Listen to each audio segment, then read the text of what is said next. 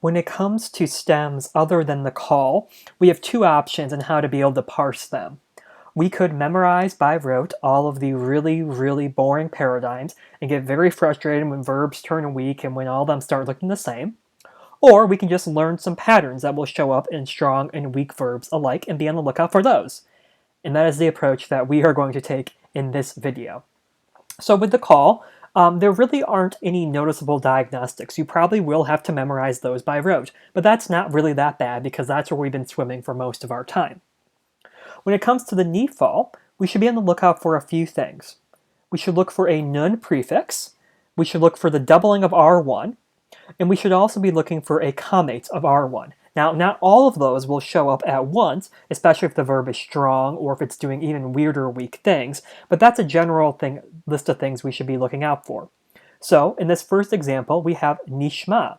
Well, we have a nun prefix, which doesn't really appear in our call stem or really any other stem, so we know that that is a Nepal perfect third masculine singular from shema. So rather than he has heard, it is he has been heard. Now that's great and really easy, but we know that the nun is a very volatile letter and suspect to going away because it's very weak. So that's where looking for the doubling of R1 comes in handy. So looking here at R1, we notice we have doubling, because what that really is that's the assimilated nun prefix. And we also have a commate of R1, which further tips us to this being a Nepal imperfect third masculine singular from matzah. For the PL, we are looking for the doubling of R2. That's one of the most damning diagnostics of the Nepal. We can also be looking for a short vowel of R1, along with sometimes looking for a shava of a prefix. So, looking at this first example right here, we have kitala, which has the doubling of R2, which is our classic PL diagnostic, and also has a short vowel of R1. So we know that this is a PL perfect, third masculine singular from katal. So not she killed, but like she murdered, she violently slayed as an intensive action. Looking at this next one, yishalach, we have the doubling of R2, which really helps us know that is a PL. And we also have the short vowel of R1, and we have the shava of the prefix. So this is a PL imperfect third masculine singular from shalach, to send.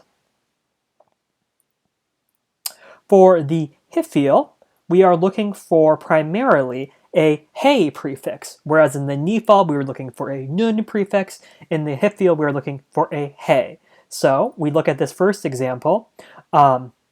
His kier, right here, and look, hey, it's hifil. Hey, it's hifil because of the hey prefix. We are also looking for the hirik yod connecting vowel. That's another really big hifil diagnostic.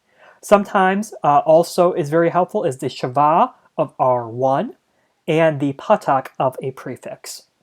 Now we know, like the nun in the Nepal, that the hey is a very volatile letter susceptible to falling. So that is where sometimes looking for the patak of a prefix, like here, and in ya'amid, and also the hirik yod connecting vowel.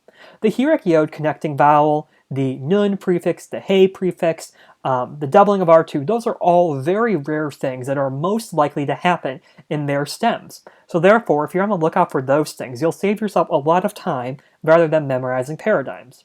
So, to review, for the Nepal, you're looking for a nun prefix, you're looking for the doubling of R1, which might be an assimilated nun, or you're looking for a commate of R1.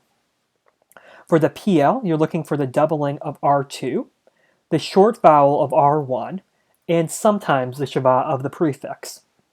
And for the hifil, you're looking for a hey prefix, hey, it's hifil, the hirik yod connecting vowel between R2 and R3, the shava of R1, and sometimes the patak of the prefix.